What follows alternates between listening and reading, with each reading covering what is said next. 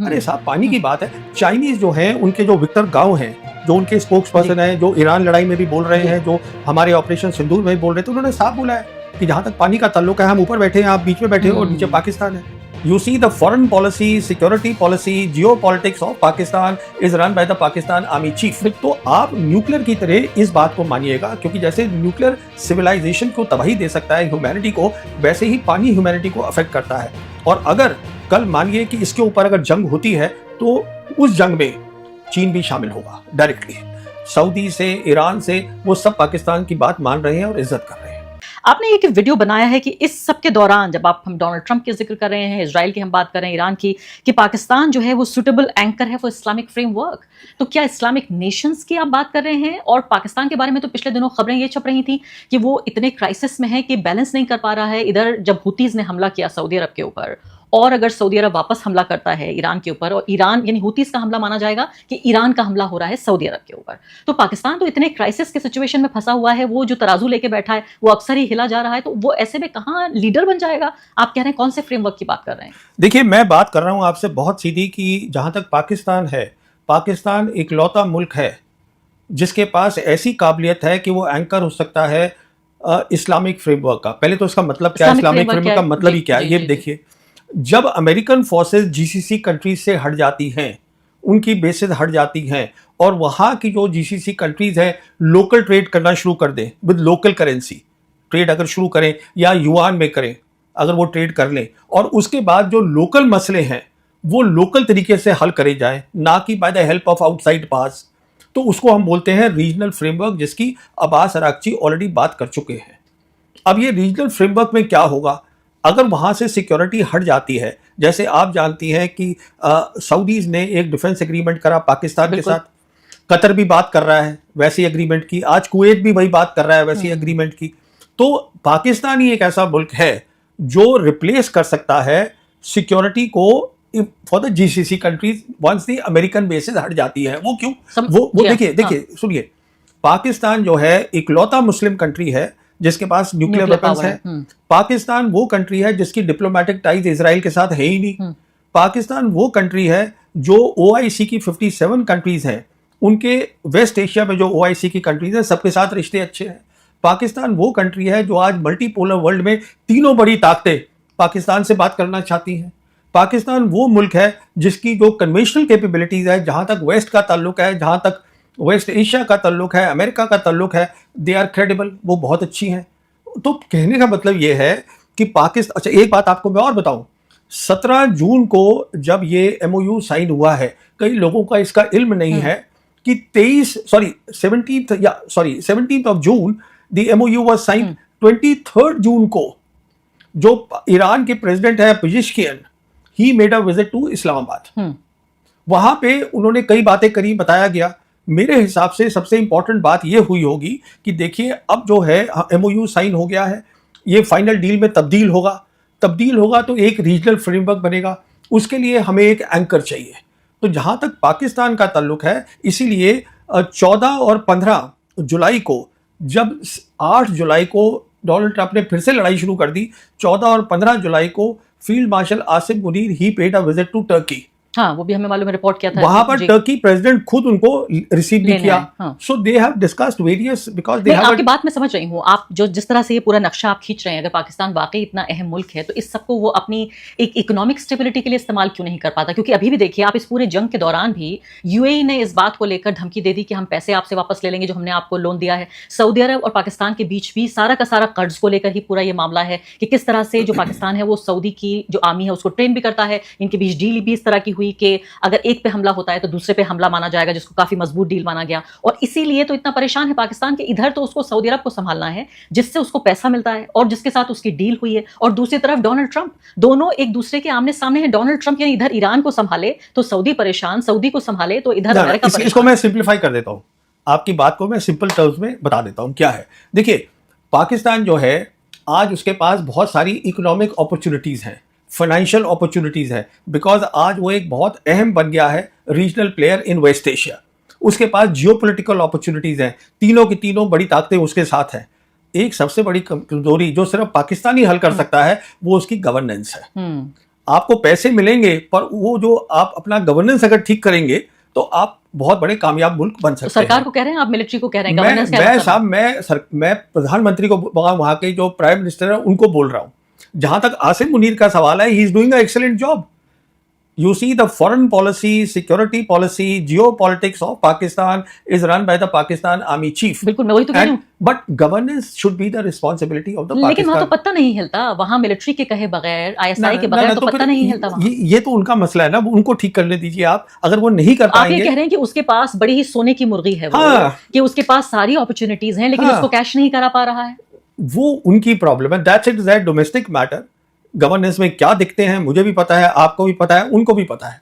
तो पर इसलिए हल वहां तो- इतनी गरीबी है कि हर चीज के लिए वहां राइट हो जाते हैं, आटे को तो लेकर, अंडे को देखिए, लेकर। वो उनकी गवर्नेंस का इशू है, दे हैव टू रिजॉल्व। अगर वो कर लेंगे तो वो एक काफी अच्छी, देखिए आज उनकी क्योंकि जो, मैं आपको कंपेयर करके बताती हूँ, देखिए हाँ। अभी भी ताजा ताजा ईरान से लौटी हूँ, और ईरान ने जो प्रोग्रेस की है, मतलब जिससे मैं कहती हूँ कि अगर आप बुराई भी करना चाहें उस देश की तो नहीं कर पाएंगे। उनका आप ये देखिए कि पूरा ट्रेन नेटवर्क उन्होंने जो तैयार किया है, साइंटिस्टों की फौज खड़ी कर दी है, इंफ्रास्ट्रक्चर इस तरह का, ऐसे ऐसे पुल बना रहे हैं, वहां की औरतें बना रही हैं पुल। लेकिन यही अगर आप पाकिस्तान में देखें तो जो हमारे पास रेलवे है वो उनके पास भी थी, उन्होंने तो खत्म ही कर दिया। अंग्रेजों ने जो देखिए, रेल बनाई उसको भी तबाह कर दिया। मैं वही आपसे कह रहा हूं। अभी जैसे सी पैक उनके पास आया था, आज वो बात कर रहे हैं, सी पैक 2 की बात हो रही है। तो अभी बहुत सारी रिपोर्ट्स आई हैं कि वो सी पैक 1 था जिसमें इंफ्रास्ट्रक्चर बनना था, फॉर वेरियस रीजन वो कहीं पे कमी पेशी रह गई। ये सब गवर्नेंस की बातें तो हैं। होगा डेवलपमेंट वहां। जहां तक ईरान का ताल्लुक है, आप देखिए ईरान से तो कंपेयर ना ही करें तो बेहतर है, क्योंकि ईरान एक अलग टाइप का मुल्क है जिसकी आपको शायद आपके दर्शकों को मालूम नहीं होगा। उनकी जीडीपी सिर्फ 300 बिलियन है। वो लड़ाई कर रहे हैं एक ऐसे मुल्क के साथ जिसकी 32 ट्रिलियन है। वाह, ये आप समझने की कोशिश करिए। वाह। वहां पर सब पढ़े लिखे लोग हैं ईरान में। ईरान से मैं कंपेयर नहीं कर रहा हूं, मैं सिर्फ आपसे ये अर्ज कर रहा हूं, पाकिस्तान के पास आज जो अपॉर्चुनिटीज हैं, और वो कम नहीं हुई हैं, वो बड़ी हैं। इस जंग में और बढ़ी है उसके जी पास। हाँ, पहले फैसिलिटेटर था, उससे मीडिएटर बना, उसके बाद रीजनल पावर बना, आज वो एंकर है इस्लामिक फ्रेमवर्क का।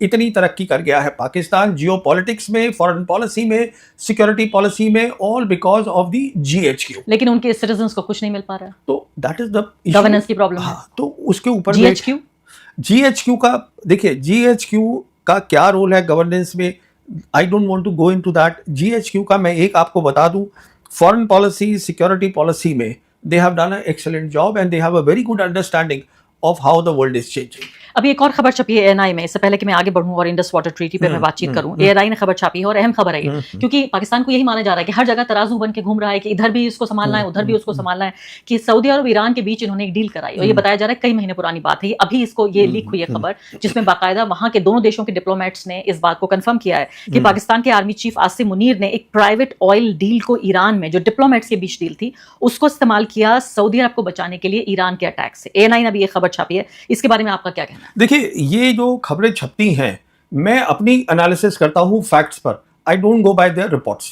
मैं ज़्यादा इनको अहमियत देता नहीं हूं, पर मैं आपको सिर्फ इतना बताना चाहूँगा कि आज जो है पाकिस्तान जो पब्लिकली कह रहा है वो एक बात है, अदरवाइज पाकिस्तान जो बैकडोर में या मतलब पब्लिक के उसमें नहीं बोल रहा है, सऊदी से, ईरान से, वो सब पाकिस्तान की बात मान रहे हैं और इज्जत कर रहे हैं।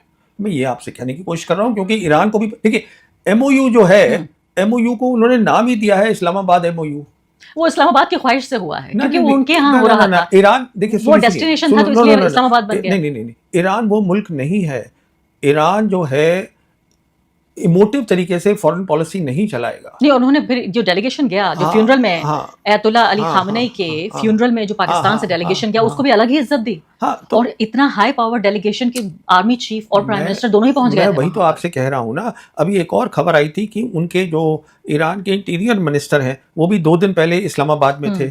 तो ठीक है, इंटीरियर मिनिस्टर हैं तो वो बॉर्डर की भी बात हुई, लेकिन इस सबके अलावा इन्हें जरूरत भी है। जैसे ईरान जो है बिजली भेजता है पाकिस्तान को, ये उनकी बराबर डील है, क्योंकि देखिए पाकिस्तान, आप जो बातें कह रहे हैं सही हो सकती हैं और सही होंगी जब आप कह रहे हैं, लेकिन इसके साथ साथ अगर उनका इकोनॉमिक ढांचा देखें आप, तो वाकई पाकिस्तानी अवाम के साथ भी कितना बड़ा जुल्म है ये, कि उनकी हुकूमत इकोनॉमिकली पूरे तरीके से ढांचा चरमरा रहा है, लोगों के पास रोजगार नहीं है। आप सोचिए, इकोनॉमिक राइट्स हो रहे हैं, ज्यादातर आबादी दूसरे मुल्कों में जाके काम करती है, हमारे यहाँ क्या हो रहा है, चलिए खैर इस सब्जेक्ट नहीं, हमारी गवर्नेंस का अपनी है। समस्याएं हैं अभी ये हमारी। जो हमारे यहाँ डेमोन्स्ट्रेशन है, व्हाट इज दिस अबाउट? लेकिन ये भी तो एक अच्छी ये बात भी है तो लोकतंत्र। जॉब्स हैं, लेकिन ये है। लेकिन ये अच्छी बात है लोकतंत्र चलिए के लिए। देखिए, ये बातों पे मैं गवर्नेंस पे टिप्पणी नहीं करना चाहूंगा, क्योंकि मुझे इसमें कोई, मुझे समझ है पर ऐसी कोई डीप एक्सपर्टीज नहीं है कि मैं इस पे कमेंट जी हाँ, करूं। अब मुझे पूछ लेने दीजिए आप इस सब के दौरान जो हमारी विदेश नीति है खासकर। अब मोदी जी तो बहुत बिजी हो गए हैं ये कॉकरोच जनता पार्टी को संभालने में कि भाई ये सड़कों पे आके पूरा सैलाब लाए हुए हैं, तो ऐसे में कहाँ उन्हें वक्त मिलेगा कि वो कहीं दूसरे देश भी उनको जाना होगा। मैं तो सोच रही हूँ कि इस दौरान उनके कैलेंडर में जितनी विदेश यात्राएं भी लिखी होंगी वो सब रद्द कर रहे होंगे वो एक एक करके, क्योंकि उनके लिए बड़ा मुश्किल है देश से बाहर भी जाना।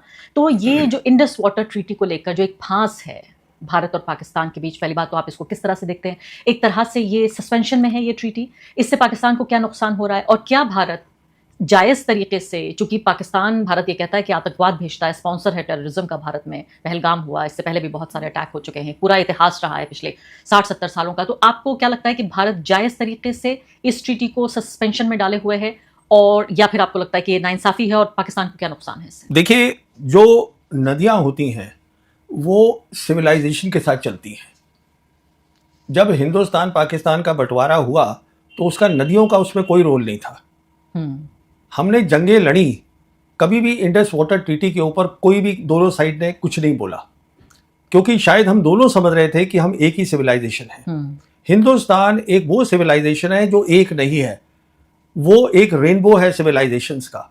यहाँ पर वैदिक पीरियड है, हिंदू किंगडम्स रही हैं, मुगल एम्पायर रहा है, ब्रिटिश एम्पायर रहा है, सब रहे हैं यहाँ पर, and that is what India is. अब अगर आप उसमें से 200-250 साल का इतिहास हटा दे तो उसमें दिक्कत है ना, बिकॉज है तो वो आपका कल्चर ही। अब आप रिवर्स में तो वो नहीं हटा सकते ना, पानी तो वहीं बहेगा। तो कहने का मतलब ये है, द वेरी फैक्ट कि आज ये नौबत आ गई है कि हम पानी की बात कर रहे हैं, उनको पानी का जो डेटा है वो सप्लाई नहीं कर रहे हैं, वो तो सीधी सी जाहिर बात है हम अपनी सिविलाइजेशन को भी कहाँ मान रहे हैं। आप ये भी तो बात देखिए ना, क्योंकि सिंदूर के वक्त में भी तो यही बात हुई थी कि हम पाकिस्तान का पानी रोक देंगे।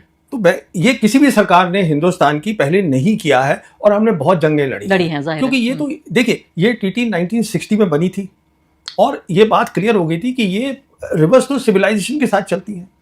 और मेरे हिसाब से आज जो है दुनिया में टेररिज्म, दूसरी बात मैं आपसे कहना चाहूँगा, टेररिज्म कोई इशू नहीं है।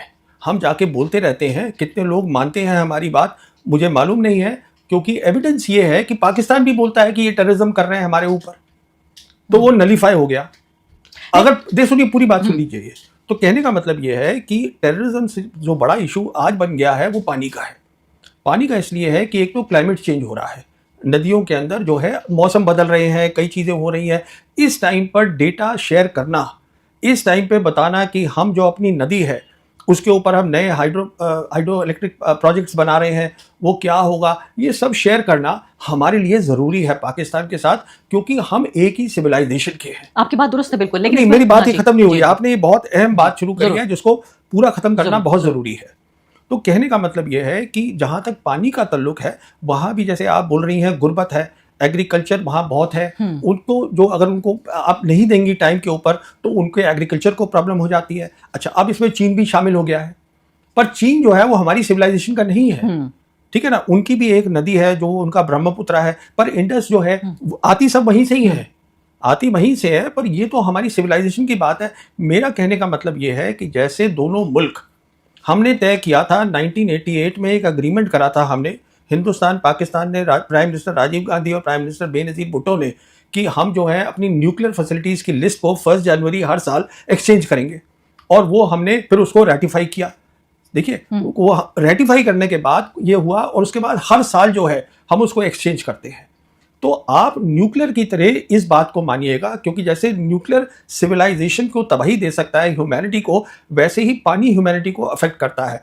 और अगर कल मानिए कि इसके ऊपर अगर जंग होती है तो उस जंग में चीन भी शामिल होगा डायरेक्टली।